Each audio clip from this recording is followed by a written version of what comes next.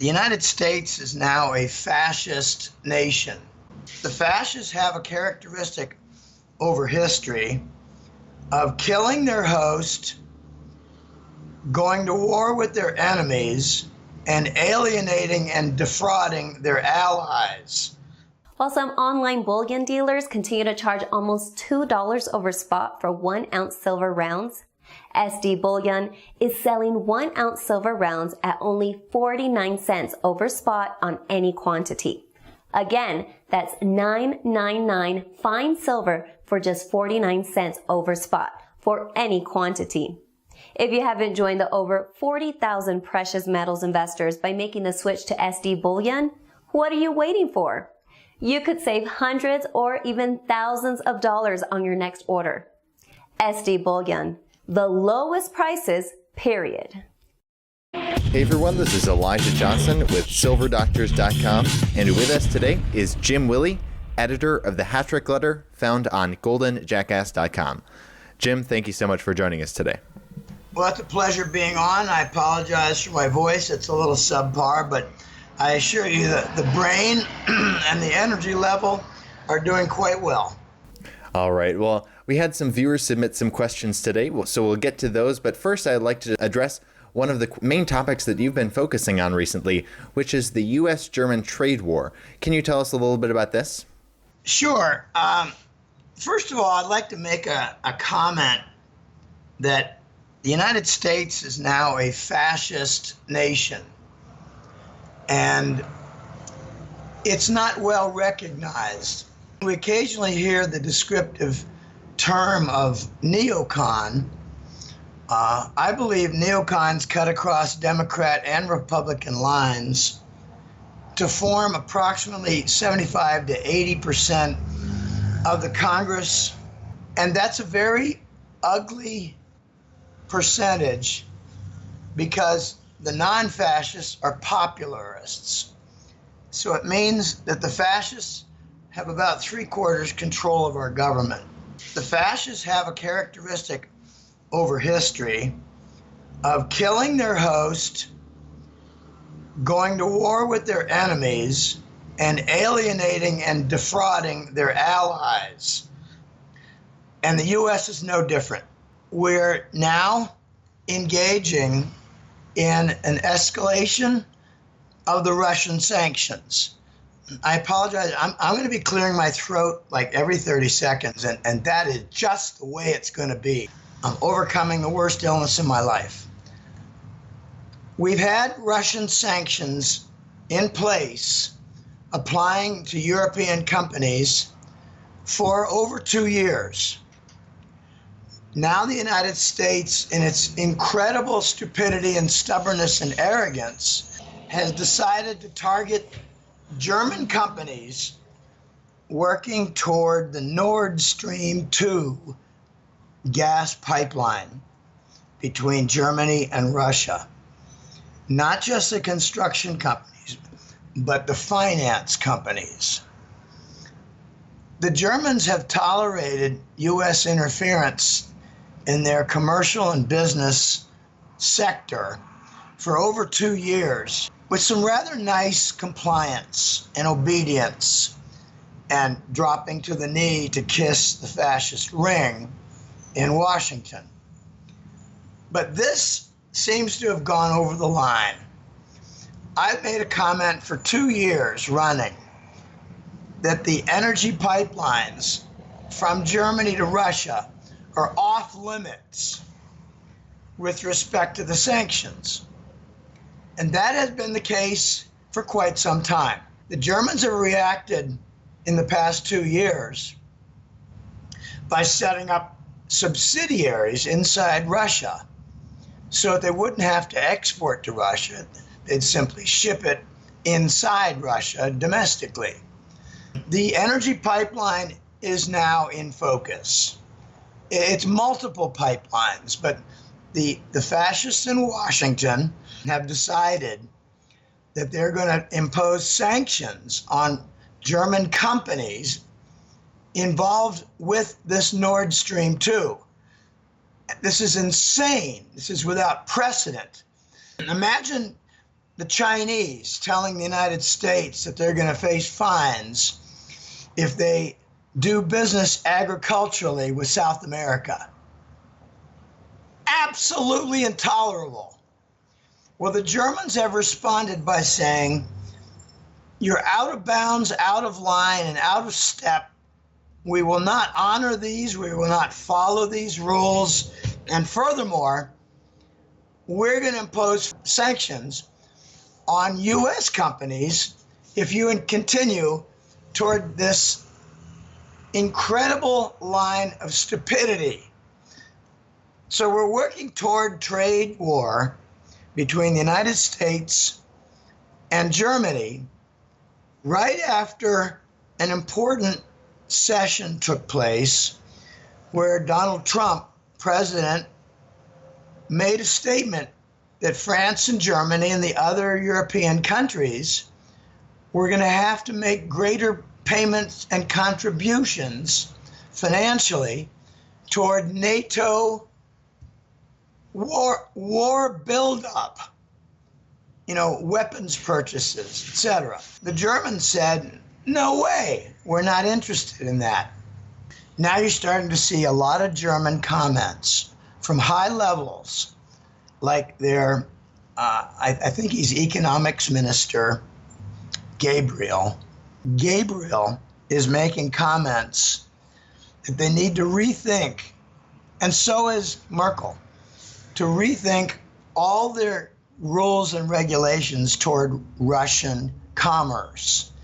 We're moving toward a position where the Germans are going to either ignore the Washington rules or else oppose them and match them with their own onerous rules toward Washington.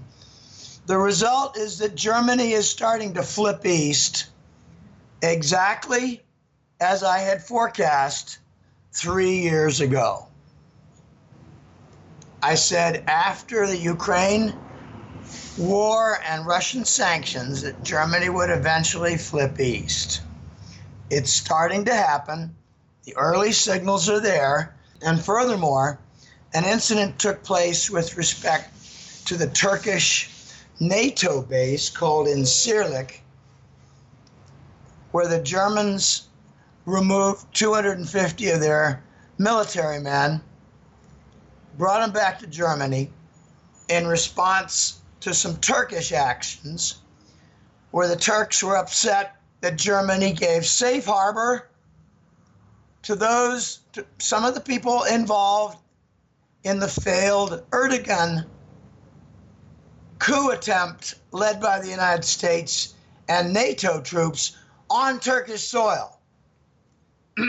There's something else I'd like to say in addition to how the fascists kill their hosts and alienate their allies.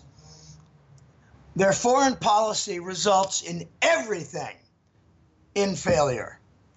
Every single foreign policy initiative resulting in a failure. Every single one a failure. Find a positive foreign policy initiative since 2001, when the fascist neocons took power and implemented their Patriot Act, otherwise known as the Fascist Manifesto. Okay, that's my little speech on Germany. If you have a follow-up, I'd be glad to try to answer it. Definitely. So you were talking about how Germany is moving east. Did you want to expand on how you think this will impact the United States? Isolation. The United States is the only G7 nation not a member of the Asian Infrastructure Investment Bank. And it's the only nation that doesn't send proper delegations to the One Belt, One Road programs, conferences, and initiatives.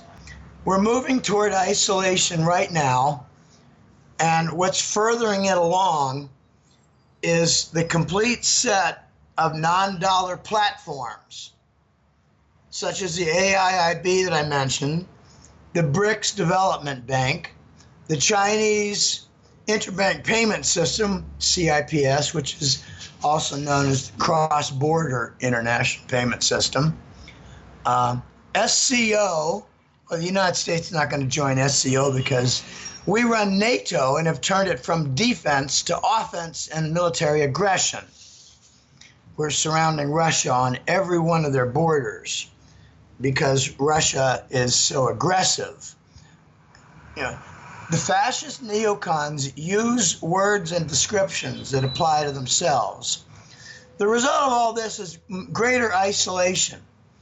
At a time when the climate warming fraud and research scientists' fraud is being exposed, the pedophilia fraud is being exposed, the GMO food and chromosome alteration fraud is being exposed, the oil and gas fracking for contamination of the groundwater is being exposed, the laced vaccines is being exposed, and the United States is behind all of it. All of it. So we're going to face alienation and possible quarantine in future months and future years. The big event coming up real soon is that the Saudis start selling oil to the Chinese in RMB, and that'll be yet another nail in the petrodollar coffin. And as the petrodollar becomes more and more a disintegrated de facto standard, you're going to have more and more immediate need for a domestic-only dollar. The pressures are really mounting, Elijah, but the U.S., the consequence of all these different actions, in addition to war crimes, in every single war front that the United States is involved in, war crimes, civilian murder. For instance, the Saudis are using U.S. weapons to bomb hospitals and schools in Yemen. I mean, we're not facing UN sanctions and harsh attention because we control the UN. In fact, I heard something really nasty from The Voice about 5 or 6 months ago, that the Saudis paid a huge bribe to the United Nations high-level officials so they would not be called down for Yemen war crimes. So that, this is where we're going. The corruption is at all levels. All those different contamination and corruption elements, they're what I call the 7 bowls of the apocalypse. It's here. It's right now. It's in front of your face. All you biblical scholars who focus on the future, try focusing on the present. It's right in front of your nose.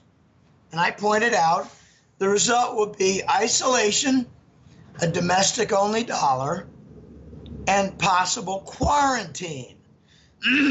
Quarantine means like U.S. citizens cannot travel abroad because they're from a pariah state.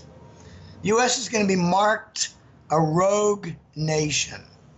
All the things we do to the other nations, like calling Iran a rogue nation and sanctioning it, freezing their assets, these things are going to be done to the United States, and soon. Moving on here to the viewers' questions. The first section of the viewers' questions have to do with currencies, and this one is from Scott. He asks, once the gold trade note has gained wide acceptance and the U.S. is forced to introduce and devalue the Scheich dollar and come up with a hard asset backing for its currency, would you agree that sharp reductions in U.S. consumption and severe shortages are a more likely outcome as compared to just continuing a large trade deficit and forfeiting large amounts of gold and other assets? Yeah. Let me give my forecast, or repeat it, a description of what is likely with the Scheich dollar. I expect it'll have a phony hard asset backing. And the United States government will be called on it by the Eastern nations as putting forth a fraudulent currency. By that I mean, I apologize, I'm really struggling with my voice. I'm feeling great. I'm actually doing a move of my apartment. I've got energy. I mean, my back's a little sore, but I got a lot of energy. The only thing lacking right now is my voice. I got some damage to my throat, but let me give you an example of what I think they might do to back the new dollar.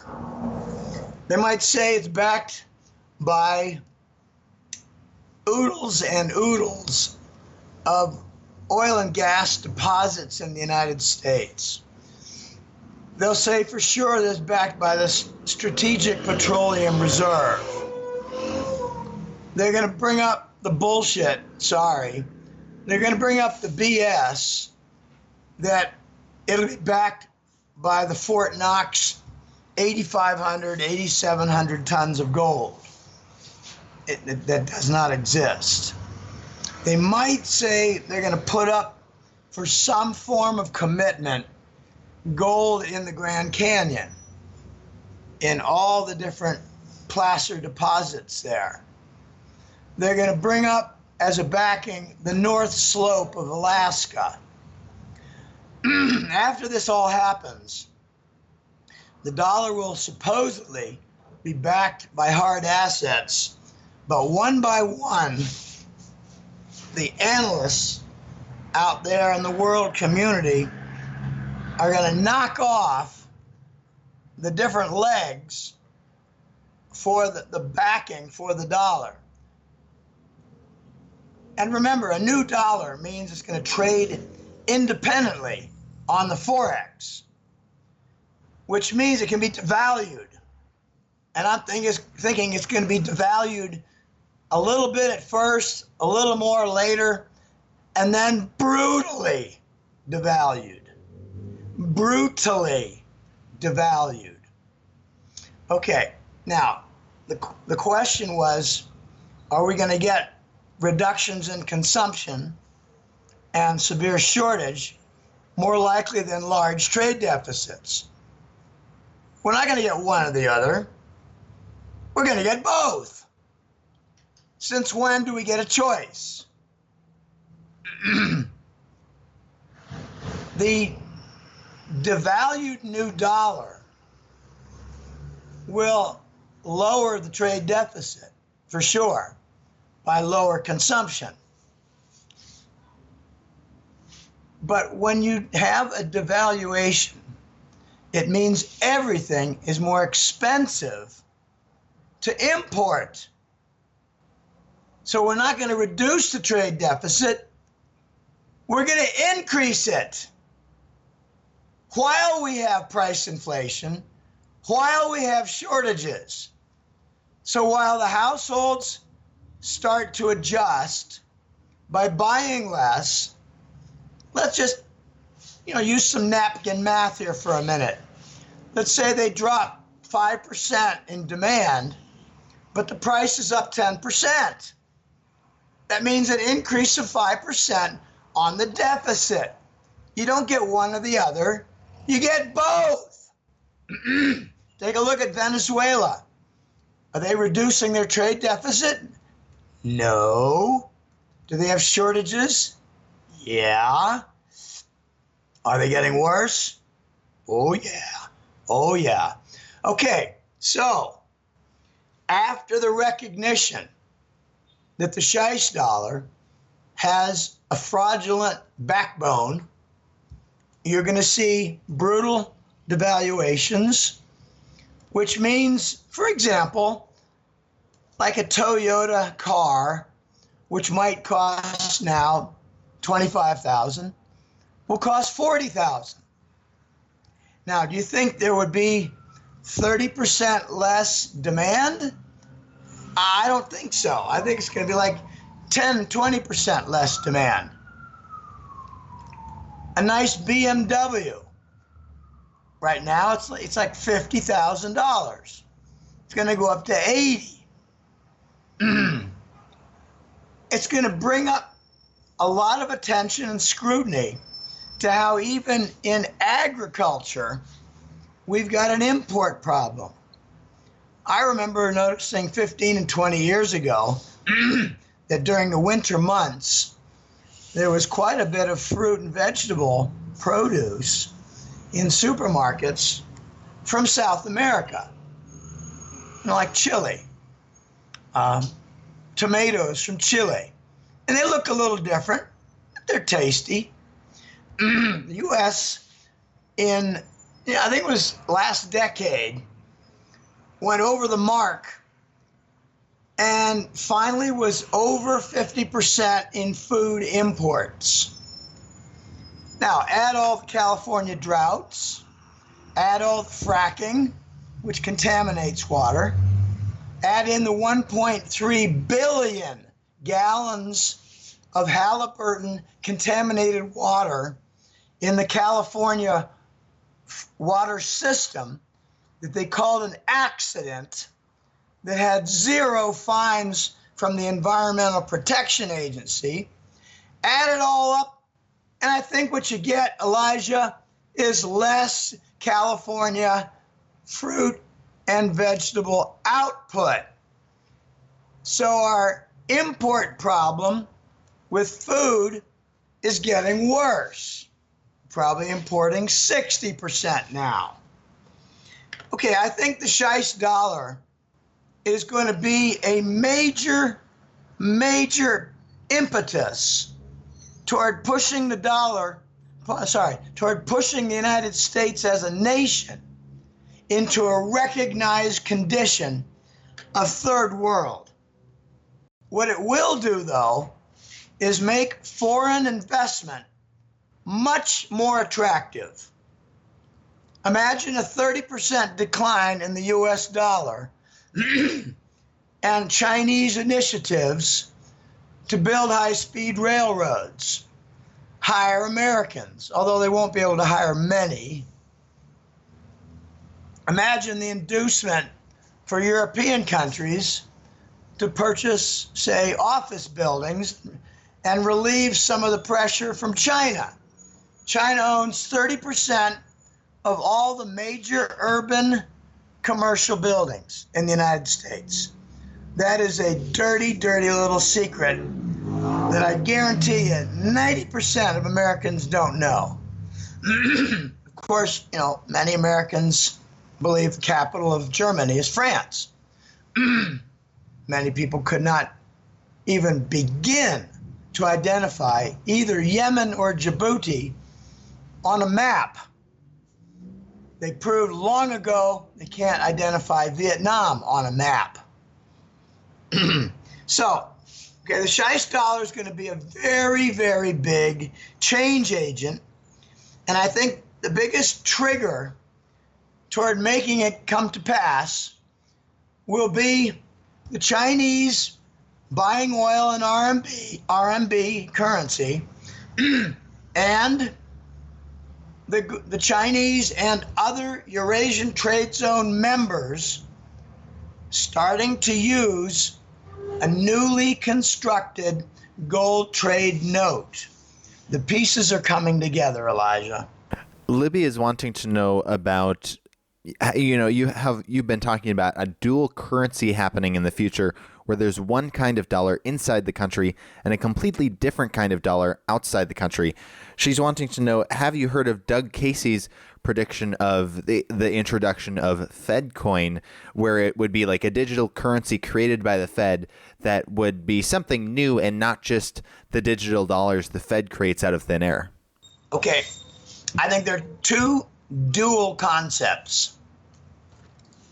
One is the dual dollar, but let me first introduce what I call the dual currency universe.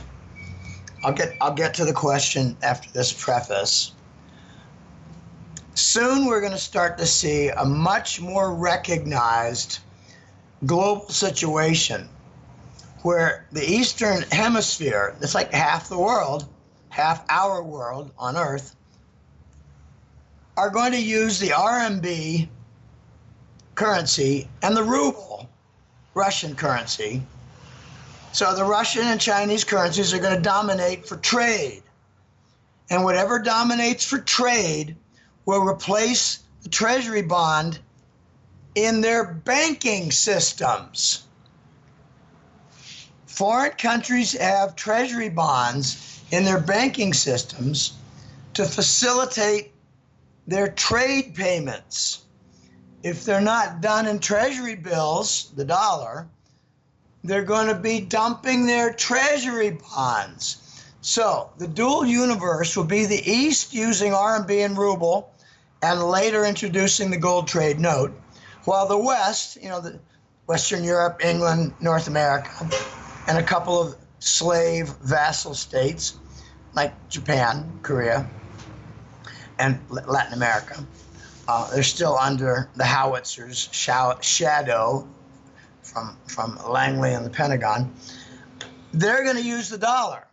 So the West is going to use the dollar, continue with trade payments and treasury bills, and continue to use the treasury bonds in their banking system. Okay. That dual universe is going to be much more recognized soon, but immediately when the Chinese announce the gold trade note, start the clock, because the dollar, which I like to call the king dollar, its reign of terror, start the clock for the death of the dollar, the vanishing of the dollar. Okay, now I'll move on to the dual concept of the dollar. When this new dollar is introduced, it's going to be a tremendous flashpoint. It means the U.S. is no longer in control of the dollar as the global currency reserve. That always means two big things. Not the standard for uniformly applied payments in trade. So the treasury bill is not going to be used everywhere for trade payments. And it's not just oil, and not just container vessels. It's not just, grain shipments. It's international contracts, consultants, etc. Okay. When that happens, the U.S. will be admitting that it no longer controls foreign-held dollars. By that I mean dollars that are not inside the United States. It's that simple. So dollars in Panama, dollars in Singapore, dollars in Hong Kong, dollars in Zurich, they're not going to be under the compliance rules for the fascists running the U.S. government. It means the FATCA rules will fall by the wayside. It means probably, this is my conjecture, which is a really nice word for educated guess. My conjecture is the IMF, led by China, will start in its control of rules and regulations for internationally held dollars outside the United States. Inside the United States is going to be forced conversion. Citizens inside the United States are going to have a very weird time with their foreign accounts and their dollars. It might be called home. If you think it's a small amount, you're nuts. It's like 20 trillion. U.S. citizens holding dollars outside the U.S. or owning companies that hold dollars outside the U.S. total 20 trillion. And there's going to be a big initiative to bring it home to alleviate the trade deficit by virtue of the current accounts deficit. Okay, more important than the trade deficit is the current account deficit. What's the total on goods and services plus the financial instruments? If someone buys from Germany or England, buys a big Miami hotel, that does not address the trade deficit. It addresses the current accounts deficit. So if Donald Trump can encourage a lot of the 20 trillion to come home every year, like 1 trillion a year, we alleviate the trade deficit impact by making it a zero current account deficit impact. Okay, so when the dual dollar currency comes about, we're going to see new offices, new management. The new management, I think, is going to be largely China. China is taking control of the IMF. They're actually the only country making good on their pledges with actual payments toward the function of the IMF.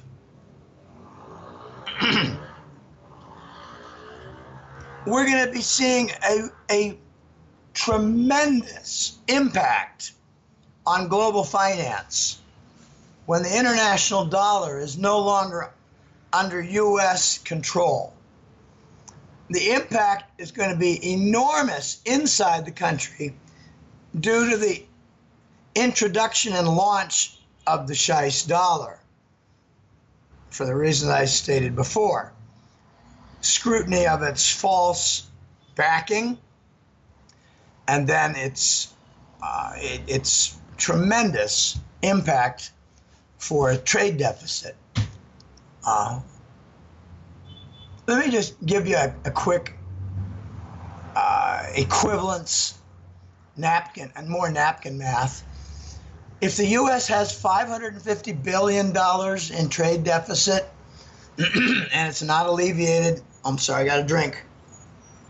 And the $550 billion is not alleviated by current account deficit offset, namely like huge amounts of money coming into the United States repatriated. If the gold price is $1,300, that amounts to a forfeiture of 13,000 tons. Okay?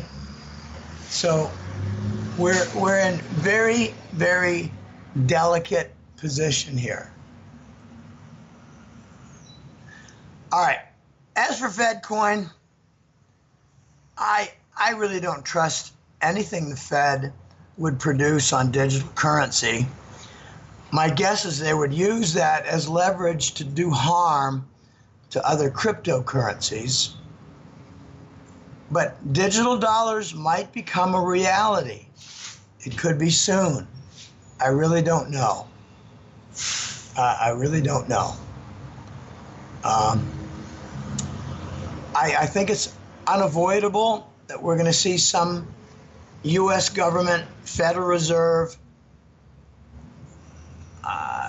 gambit, an entry of cryptocurrencies so they're not left out in the cold. But I just don't know how it's going to play out. We're in extremely delicate ground here on everything. I think Wall Street banks are going to try to produce a cryptocurrency, and they're going to be scrutinized heavily. The process has already begun. Scrutinized for their validity, for their efficiency, and for their energy toward mined coin. There are going to be a lot of winners, and I just don't know how badly the losers are going to lose. But it seems to me that the whole armada of cryptocurrencies is giving a serious challenge to the entire Forex toilet paper based currency system. I cannot see how the dollar or the Forex currencies can survive this assault. All right, and this next question has to do with cryptocurrencies, as you were just talking about. there was a flash crash recently in the Ethereum market, and they were wanting to know your perspective on that and whether you think it was the work of the Federal Reserve and big banks to destroy faith in it. Well, it could be, but I don't really know. We never know the source of the flash crashes. It could be that Wall Street and London banks bought not a significant, but a notable amount of Ethereum coins in order to execute at the margin. And I don't really know that you could call it a crash. If it, did it drop over 30 or 35%? I don't think so. Did it recover quickly? Yeah. Is it higher now? Yeah. In other words, so what? But we're going to see like Trojan horse cryptocurrencies. For example, the one that Blythe Masters at JP Morgan was talking about. She could make her entry, and I guarantee you there'll be some very serious flaws and holes in it. And it might do well initially while the dummies in the room are buying it instead of buying their Apple or Google stock. But the shakeout is going to come, and there are going to be a number of analysts coming out. I mean, I'm no expert, but I'm starting to understand the scrutinized criteria for what makes a good cryptocurrency. And it's efficiency, low energy for production, and they pretty much all have really solid encryption. So that's not going to distinguish them. But you never know if Wall Street comes out with a poorly constructed encryption so that they can steal from their victims who buy it. It's going to be really doubly interesting, though, if and when the Chinese introduce the gold trade note and use the blockchain technology in its construction.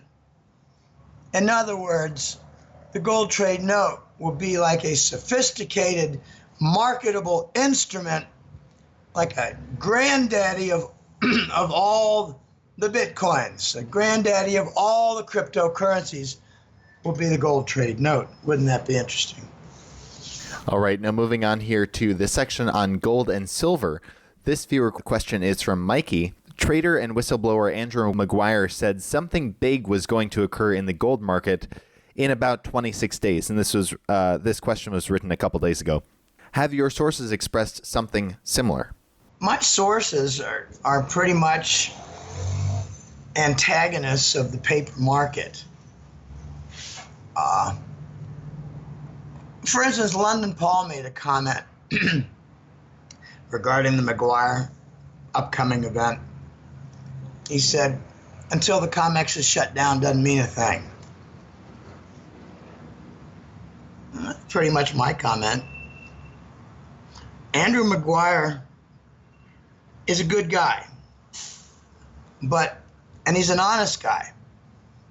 And he was almost killed about 3 years ago on a hit and run incident by an unmarked black car, SUV, which is typical for the US and British government people.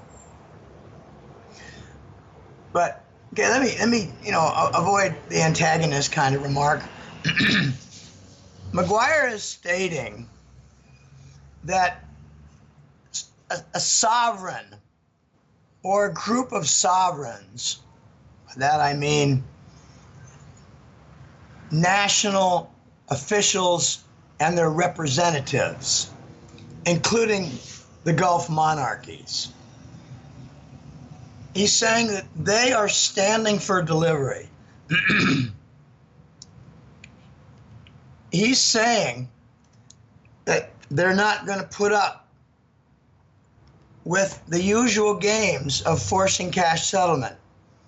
He's saying that what is being now put forth, standing for delivery, where they file documents and say they've got their gold contracts and they want the gold, and they're going to come up with the additional cash beyond the somewhat small portion for margin, the rest of the cash, they're coming up to the table and saying, our trucks are ready, we want to pick up the gold.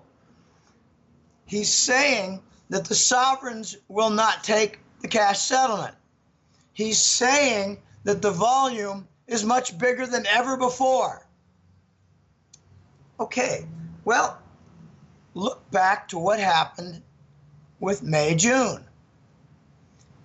The COMEX came out with a statement in written form to their various participants with the paper contracts and said, we have an urgent situation and we request your cooperation more than ever before to accept cash settlement. And a lot did. Something like 65% came forward and said, okay, we'll honor your wish, we'll comply with your urgent condition and new situation. Okay, I'm not so sure it's going to happen that clean right now.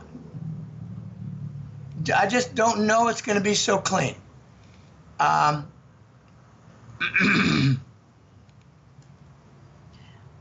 just think we're going to see some defiance like not before. Whether it results in tremendous gold delivery or admission that they cannot, which is an admission of default, I don't know. But I have a very firm opinion that the breakdown will not come within the paper arenas. The breakdown will come outside the Western control, like with trade payments no longer done in the dollar and massive dumping of the treasury bonds by Eastern nations. I don't think we're going to get a colossal event in the COMEX market where they admit a gold default. They'll borrow more Vatican gold. They'll steal more Arab gold. They'll force more cash settlement. They'll threaten to kill the daughters of the contract holders. They'll threaten to ban the contract holders from future COMEX entry into the building, and they'll buy another month. Okay, so when they say it's different this time, I doubt it. I can't see that it's going to be a great deal different. Anyway, let's move on to more questions within gold and silver.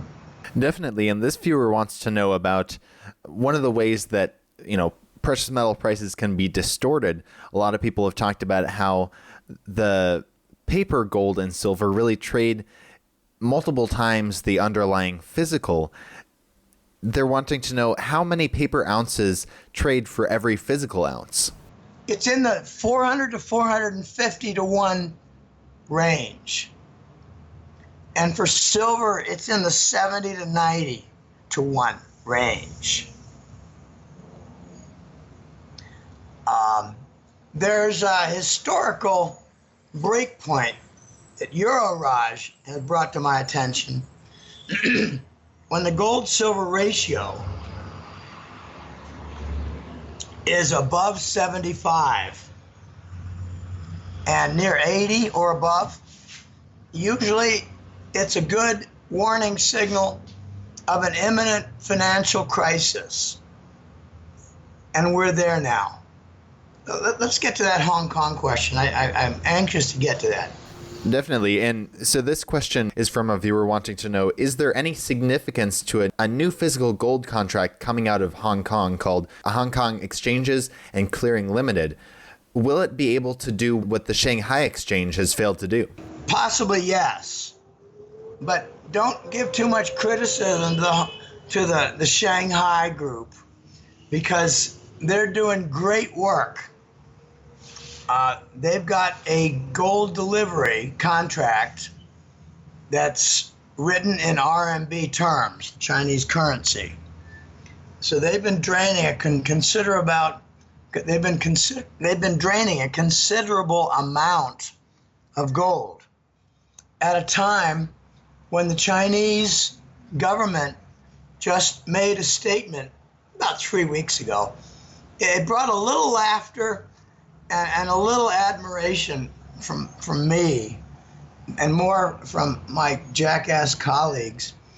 But the Chinese announced that they were shutting down some of their gold mine production, domestic production, because they were marginal mines and because their costs were maybe close to or higher than the suppressed gold price.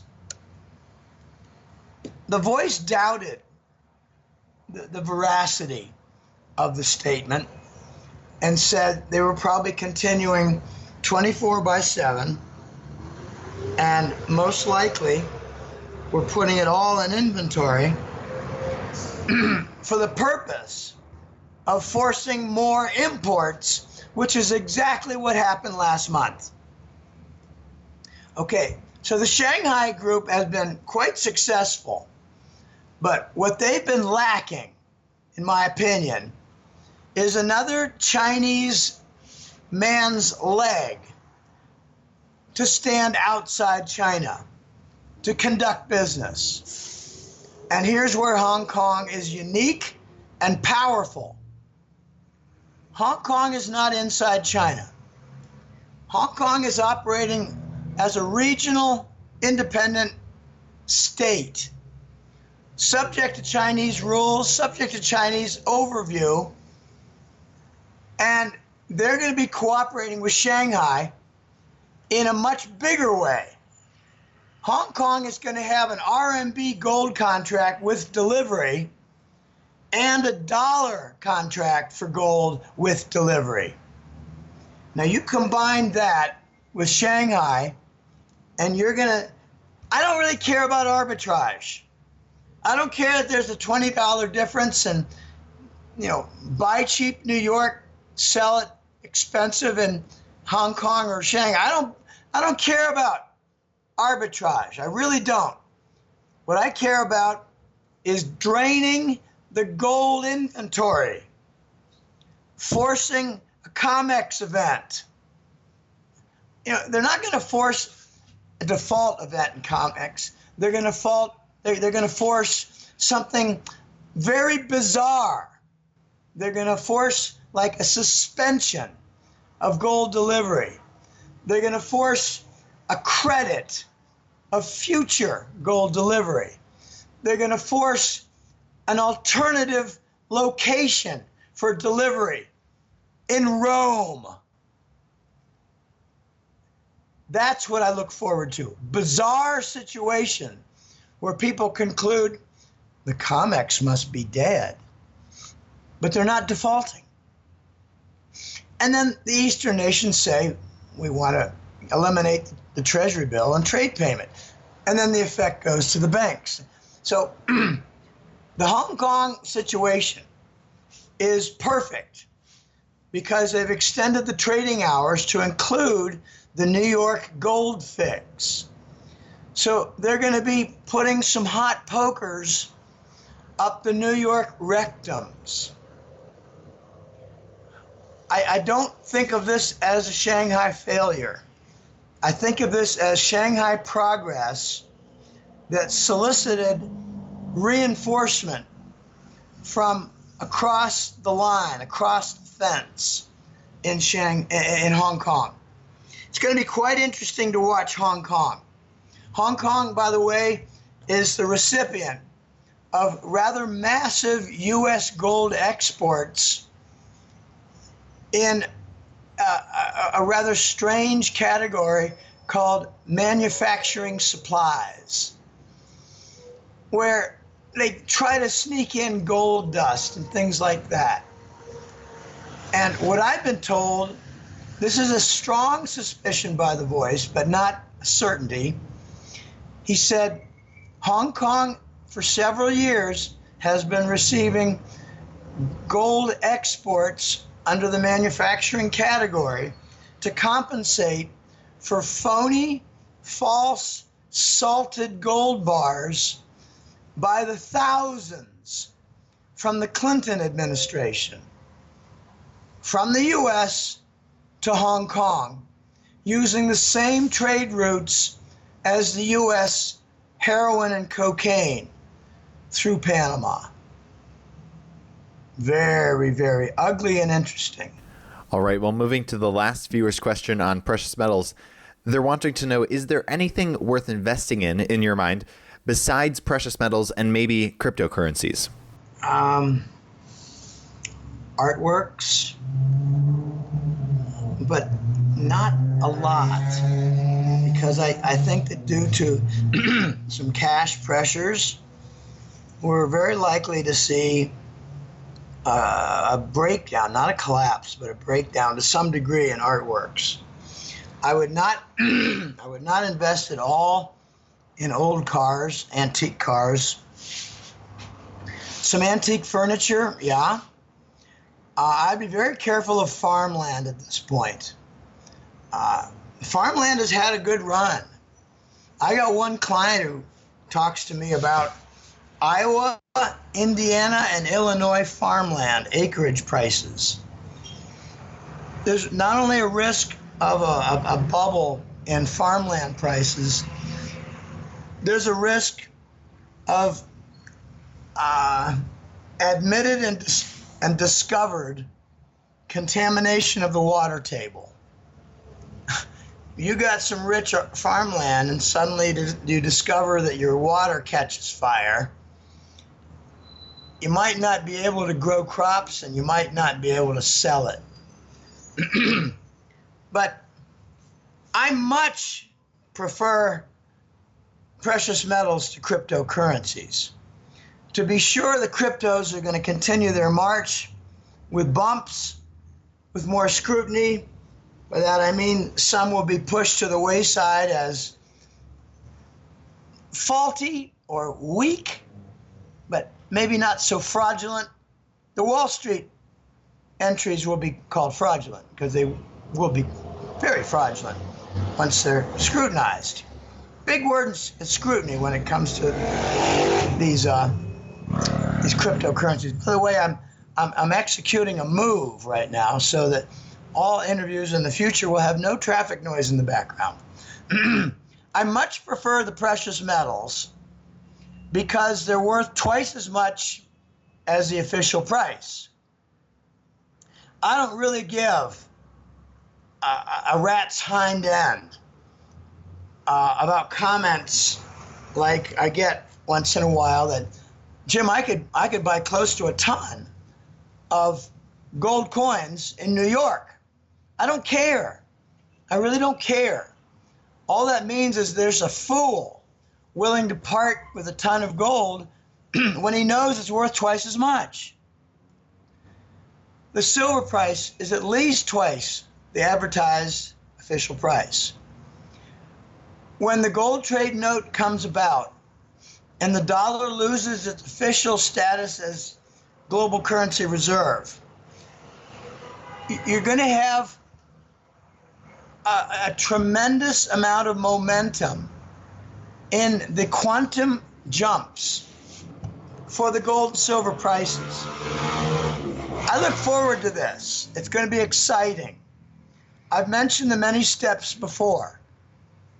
You're going to see like a shutdown of the COMEX someday. It won't be the trigger. It'll be the result of the trigger. You're going to see the launch of the gold trade note. You can see a launch of the new Scheich dollar.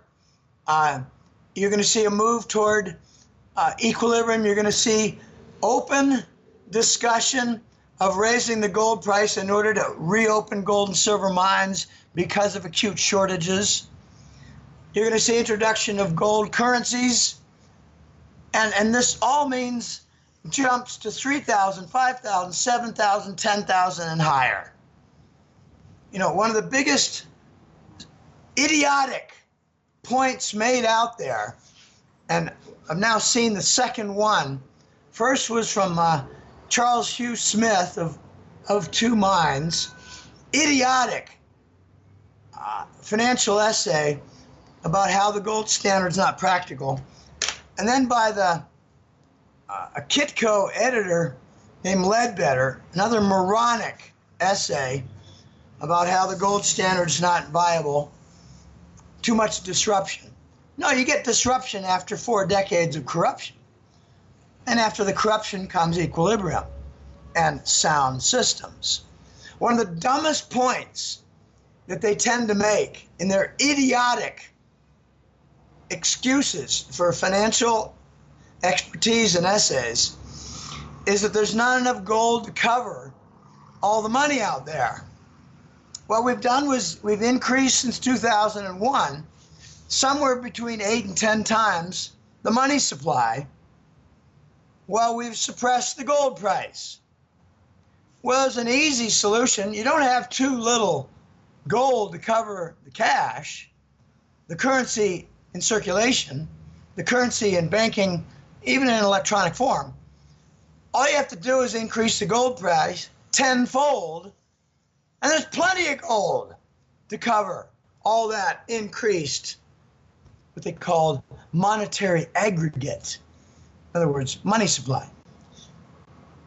I much prefer gold and silver.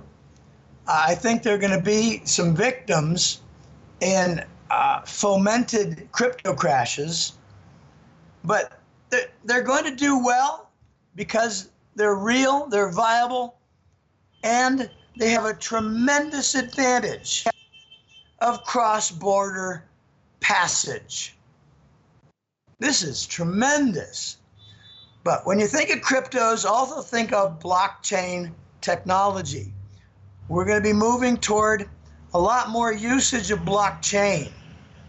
For instance, property purchase contracts, patents, lists of new product descriptions and development.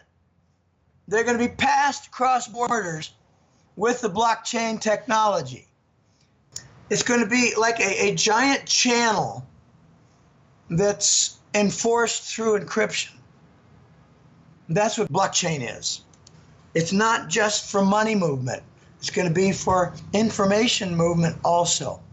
Okay, let me make a comment since we're talking about gold and silver so specifically. I prefer 80% or more in silver versus gold. And if you want to dabble in platinum, fine, good luck. I don't have any great assurance that platinum is going to be a monetary metal. I do have very solid assurance that silver will be. When the gold trade note comes, when the dollar loses its global reserve currency status, when the gold currencies are hinted of and then announced, the gold and silver prices will rise, but the silver rise will be double to triple that of gold.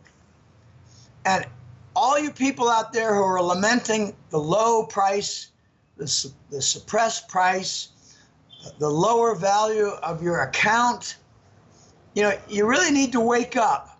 This is a war, and you're talking about a suppressed price.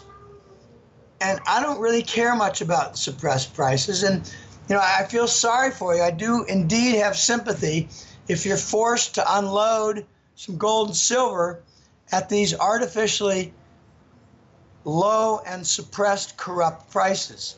It's unfortunate, but that's just, you know, you got to make it to the other side.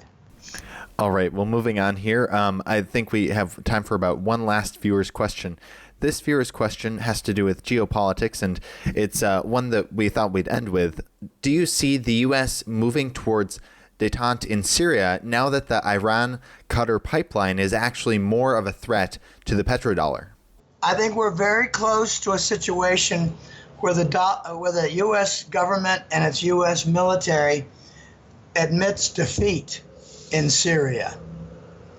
It admits peaceful coexistence with the Gulf Arab nations who wish to work with Iran.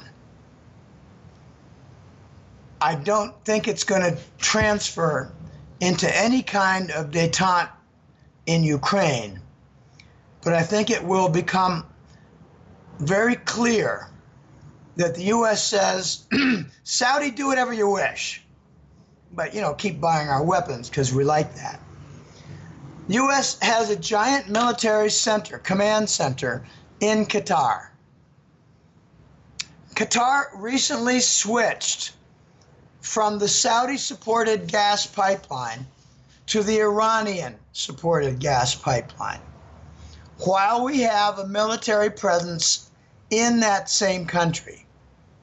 If we engage in what we usually do, invade that nation, and what we usually do, unleash terrorists, that's what the U.S. does.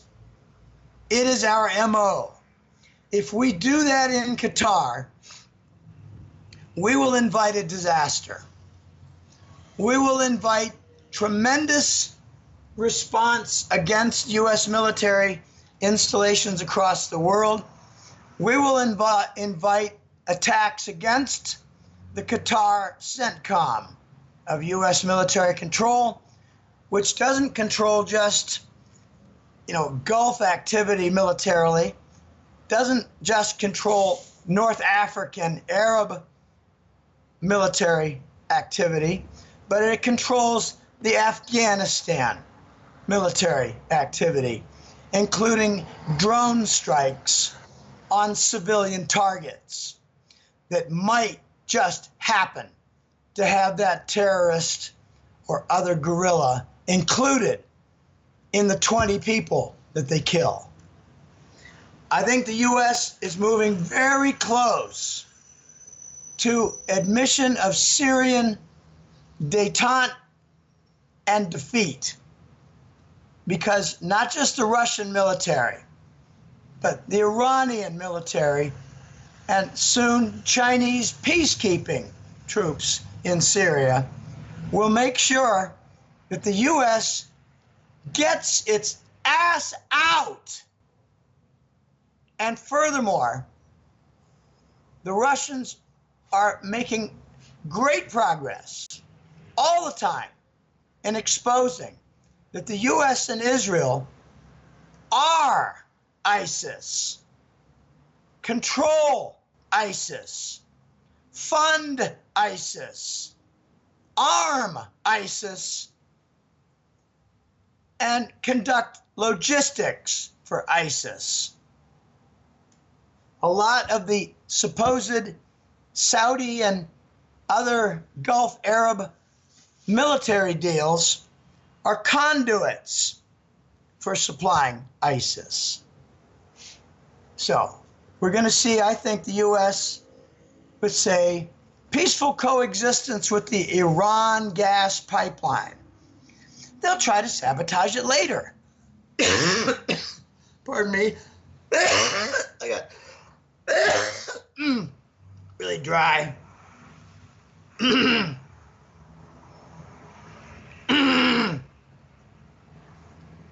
Look at the progress the U.S. has made in Syria in destroying the nation and deterring foreign construction firms from building a pipeline in the country.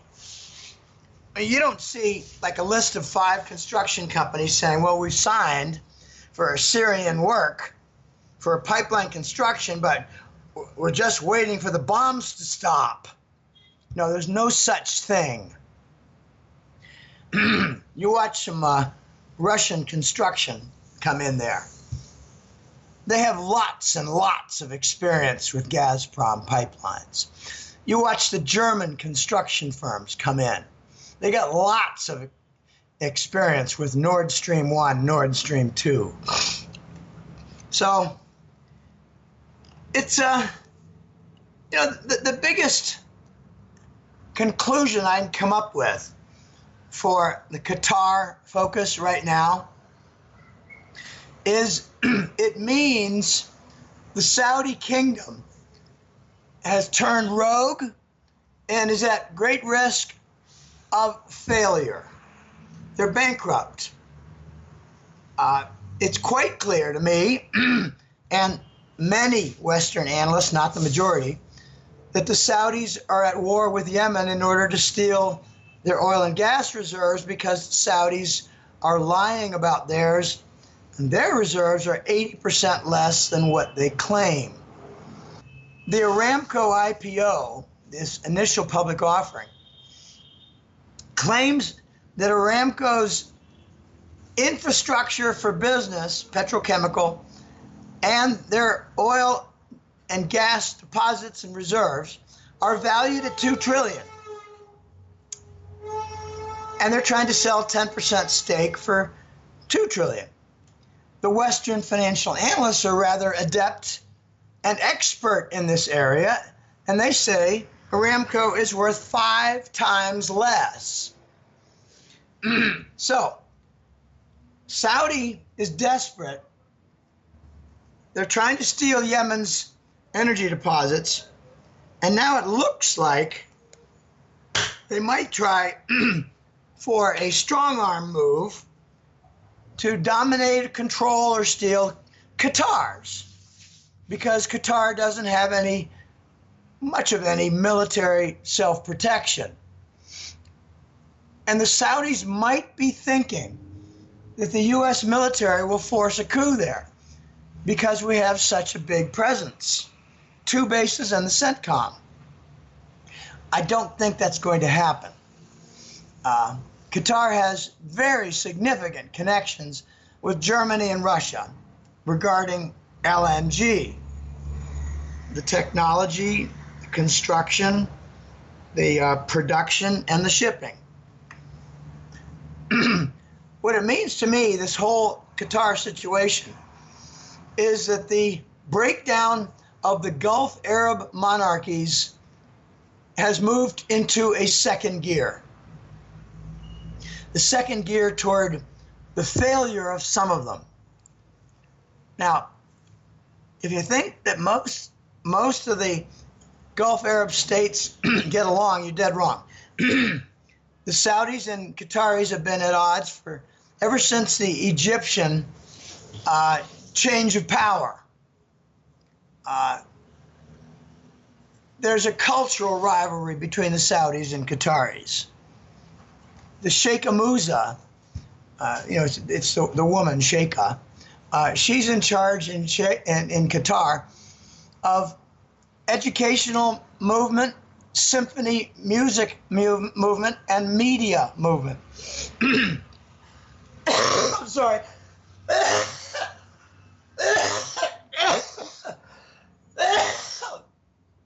Ah.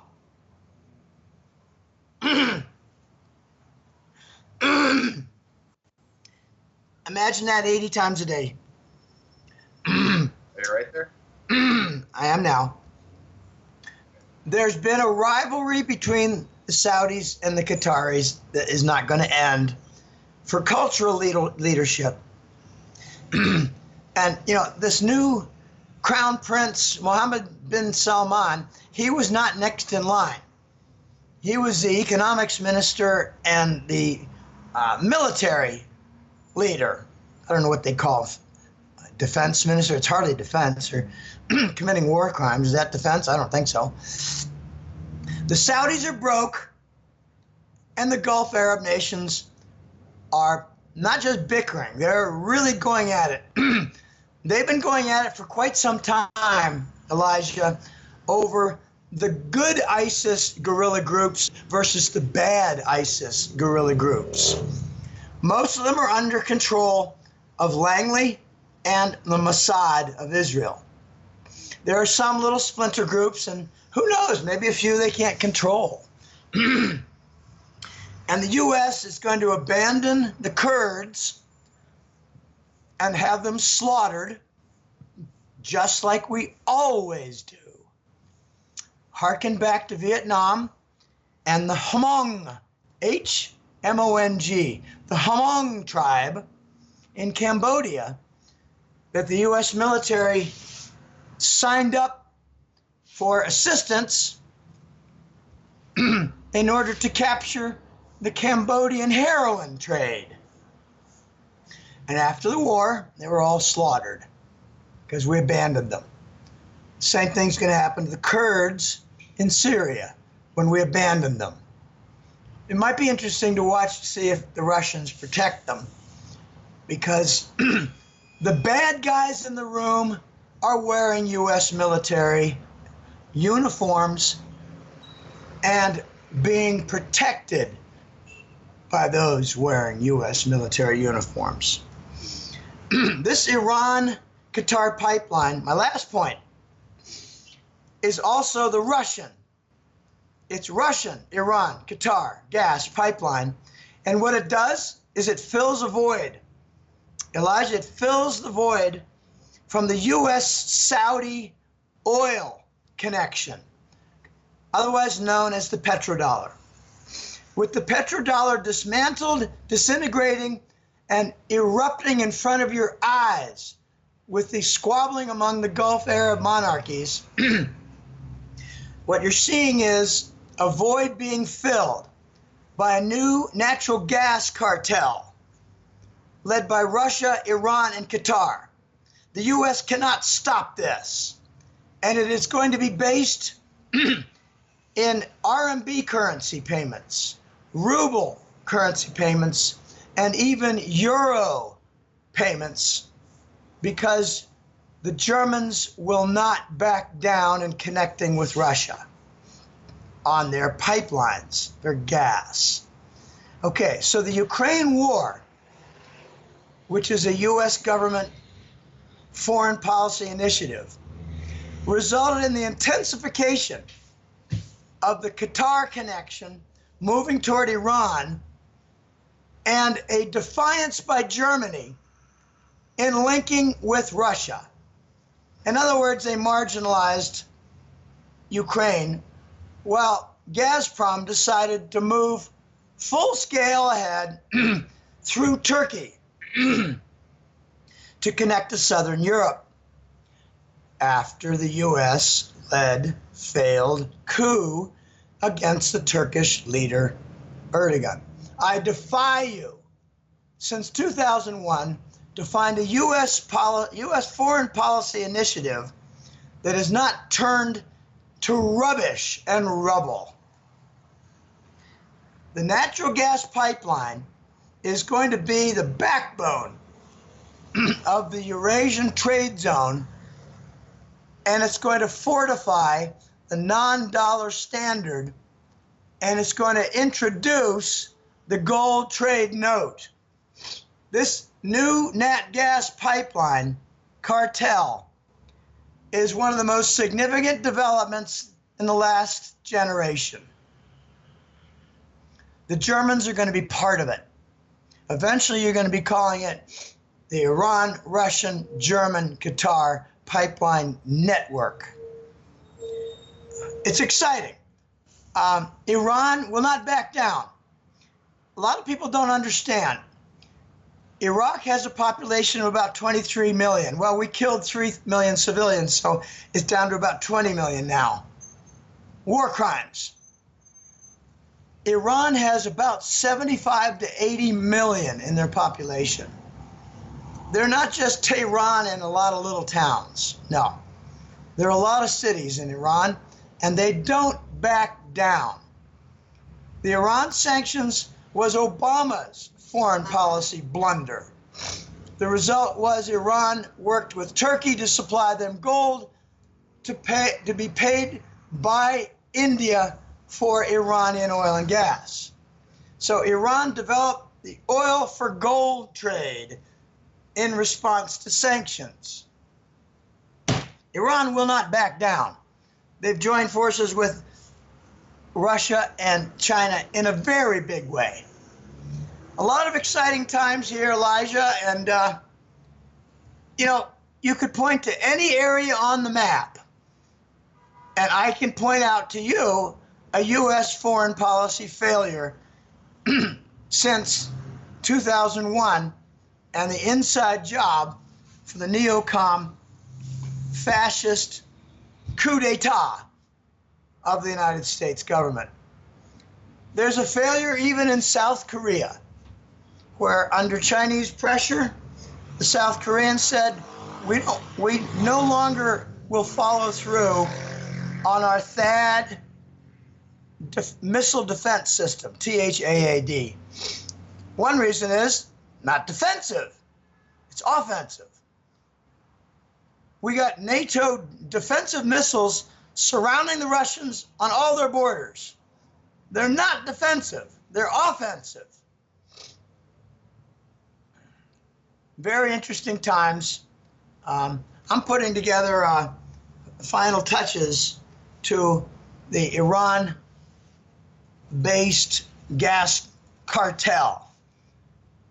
An article on that pointing out its significance and inviting people to come to the Hattrick Letter, because I had a big section on that in the June issue that was published about 10 days ago. So thanks for having me on, Elijah. I apologize for the lousy voice, but I'm encouraged that, I'm a few days ago I say 95% back to normal. Now I'm like 96. I'm inching toward it, and I've got one client who says my husband had this. Took him 6 weeks to overcome the bronchitis. It's very, very powerful. Well, I'm 5 weeks now, and we'll see what kind of shape I'm in after 6. But I got my energy, brain's working. I think this went reasonably well, and I thank you for having me on. Well, thank you so much for joining us today, Jim. Did you want to quick share with the viewers where to find you online? Okay, it's www.goldenjackass.com. It's been over 13 years now. It's quite a long trip. More like a trek, more like a voyage, an adventure. There are 2 monthly reports. The first is called the Global Money War Report. It's for high-level issues. It's really just a division of topics. The second report is called the Gold Currency Report. We've got a lot of details about the physical gold and silver markets, and it's where I put the Eurasian trade zone. It's where I put the petrodollar. All the commodity-based things are in the Golden Currency Report. Like oil is a type of currency, in a sense. But there's a free page in there where links for interviews like this are shown, made available, and public articles like the natural gas cartel that's going to come out, I hope, this weekend. And I invite people to go to the site and bounce around, look at the free stuff, sign up for the newsletter. I love mentioning my 2 favorite compliments. One was, I was a client of yours for a few years, but I thought I'd try some other newsletters since 2014. Now I come back and I wish I never left. And the other one was, and I still get them, for the last 2 years I've been just listening to your podcast and figured that was enough. But recently I signed up for your newsletter and I wish I did long ago. So again, thanks for having me on. And I hope next time when I have an interview, it'll be a little easier with the voice. It's funny how I was sicker 3 weeks ago, but I had a better voice and the interview went better. But I couldn't concentrate so well. Now I can concentrate great. I got a lot of energy and, moving furniture, having my fun. But the voice it's like a reminder of where I've been. I'm doing what I can with, taking little elixirs with lemon. I've been doing honey all along. So All right, well, thanks for having me on, and see you soon. Great. Thank you so much, Jim, and see you soon and get well.